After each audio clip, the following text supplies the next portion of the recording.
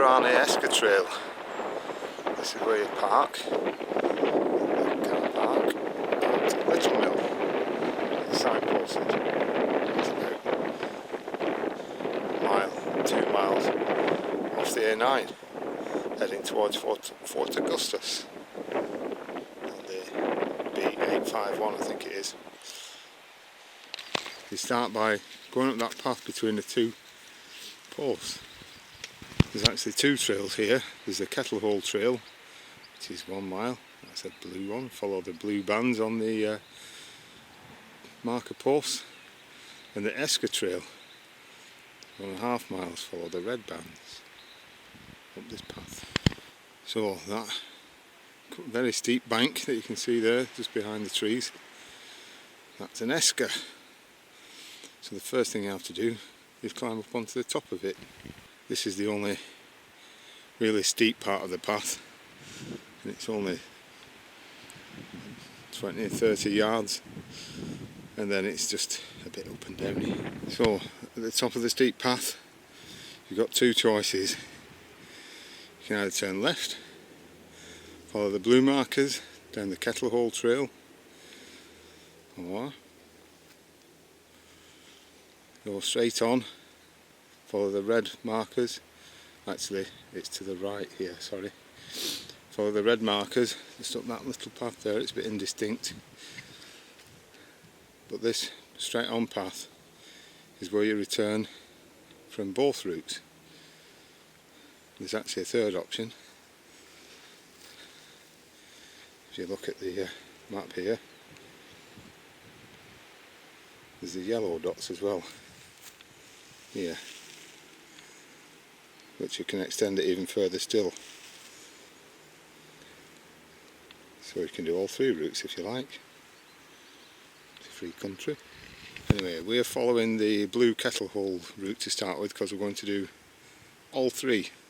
The big circuit roundabout, round all three routes. So that's looking back towards the map board. We just climbed on top of the Esker. Quite a nice view. Over far. There's the Esker that we'll be walking along. And there's another one.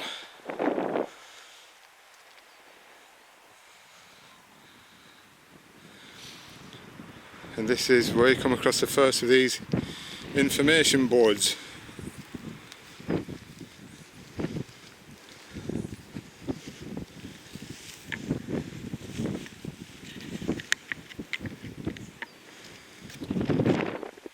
Tell you all about what you're looking at.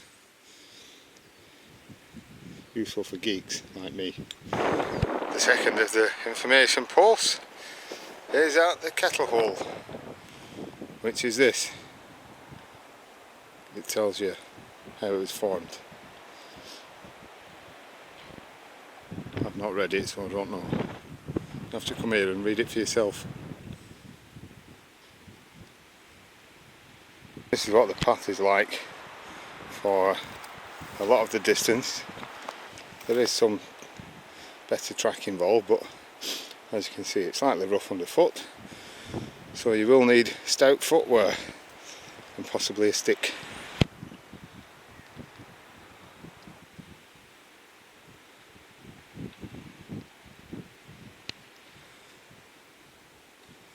That's just where the Esker continues along there. A little bit muddy in places.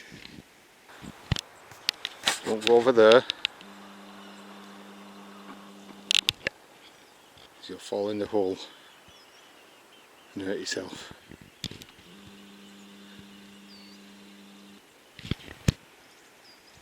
Then it gets a bit more muddy. There's another path there, but don't go up that one, because that's the way. Some of the bits of the path have these exposed tree roots going across the path. You have to be very careful on that, because not only can you trip up on them, but when they're wet, they're really, really slippery. I've been told that in the jungle One of the biggest dangers is trees falling on your head. We're not actually in the jungle, but trees can still fall on your head, such as this one. I don't think it fell on anyone's head, but you know, just be careful. Not much to see here, well, except for trees. Lots of trees. Trees everywhere. I think beavers or something have been trying to make some sort of shelter. Stupid beavers, there's no water around here. Then there's a plethora of poles, some with blue on.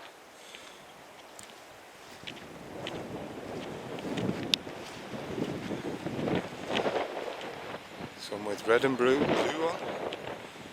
Some just with red. Some with signs on.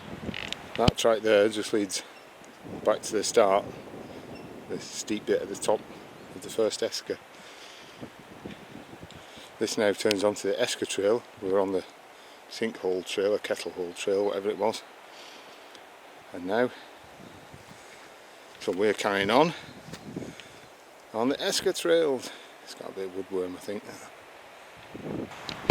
Again, more muddy bits. It's been dry recently, so they're not actually that muddy, but I should imagine in the wet it'll be really muddy. That's why I'm wearing gaiters and boots. These stop sludge going up your legs. Well, they don't stop it, but they stop it going on your trousers. Convenient wee steps. And a nice view of a pond. I'll have a look at that from the top of the steps. Esker. And the pond from the top of the steps. Oh look, there's a boat there. And a shed. And a bird on the island. Is it a bird? Or is it a twig? It's a twig. Never mind.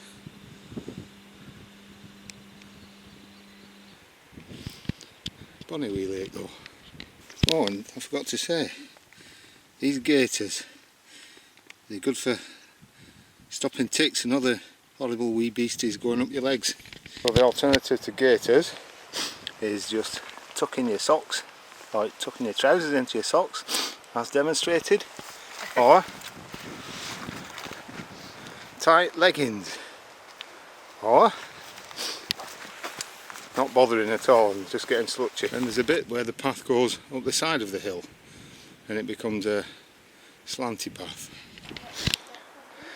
Nice little bit overlooking the river.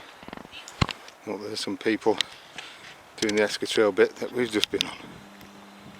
The other side of it. Where are they? Oh, there they are.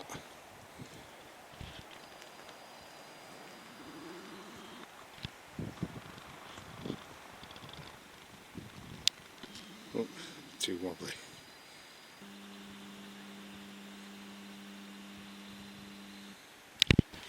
This is a funny bit where the path goes along at the side of the top of the Esker rather than along the top. It's a bit too steep and jagged. Oh, let's go and have a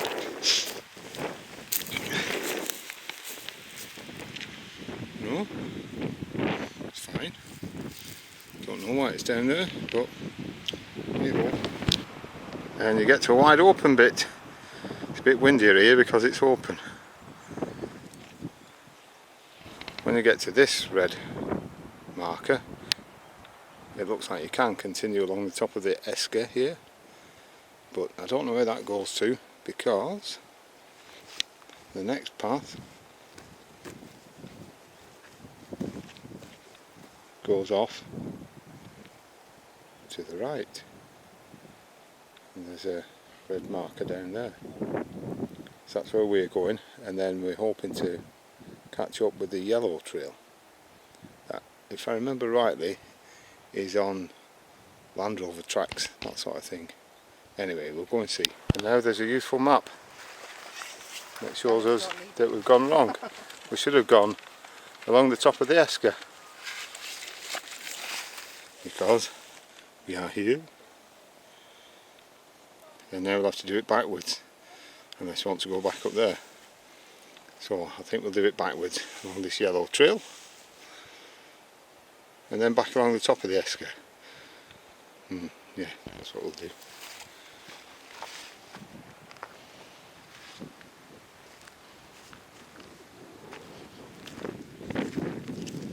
There's a track we should have been coming down, but we're going up instead. It's a good track now, as you can see, easy to walk along. Not muddy. Nice. Lots of jaggy gorse. But the path's wide enough to it so you can avoid it. Another marker pole telling you that there's a big rock here. It's quite evident actually from the actual rock. But it's called an erotic rock for some reason. Maybe couples hide behind it. I don't know. It does get a bit dull after a while, but you have to get up that hill to start.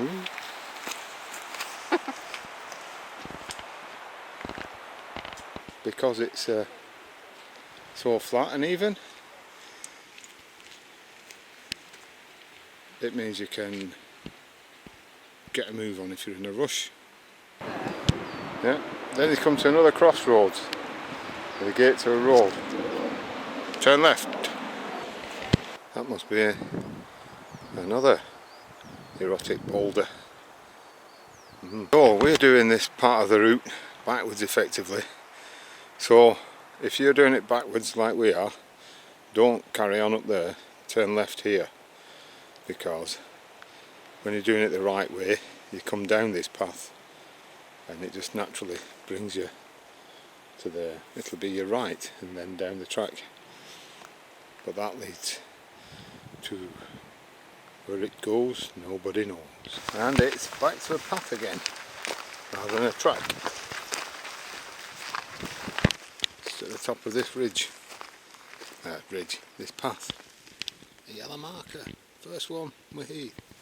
So this is the end of the ridge that we should have come down the opposite way.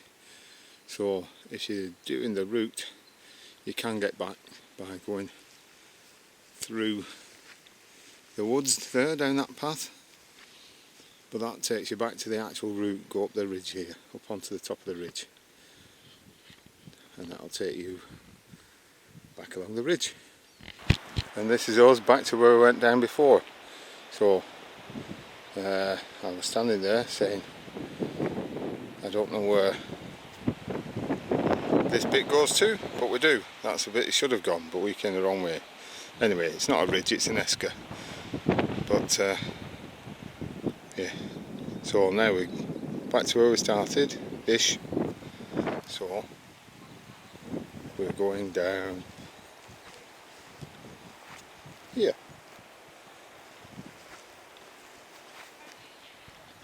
There's a post again. And then the second time you get here, or the first time if you've done it properly, you go down that path. Typical Scottish bog. Don't go down there unless you want to get wet through. And then there's another nice wee loch. This might be the other side of the other one that we saw earlier on. I think so. Ah, it's a kettle hole apparently. Ah, there's that shed we were looking at before. It's a boathouse, I think. Although once you've been around it a couple of times, I should think it gets a bit dull.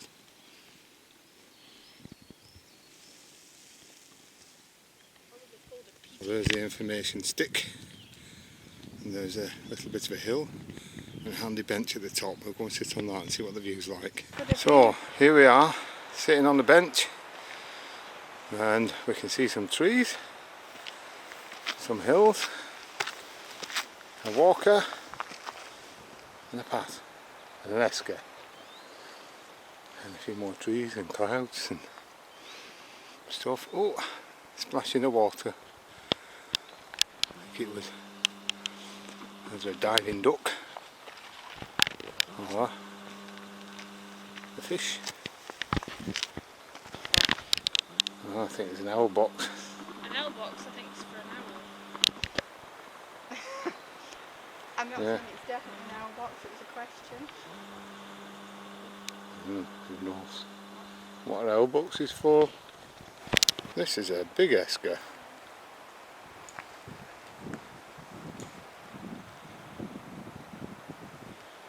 It's getting a bit dull now. I think it might be going to rain. But look at the size of this Esker. And then we're back to the start. Well, the top of the steep bit where it all starts. Go down the path on the left there to get back to the car park. The last steep bit down to the car park. And back to the car park. It's a nice big car park now, see? It never used to be here. It's got drains, flat bits for parking on, an entrance, everything you want in a car park. Bye bye Esker Trail.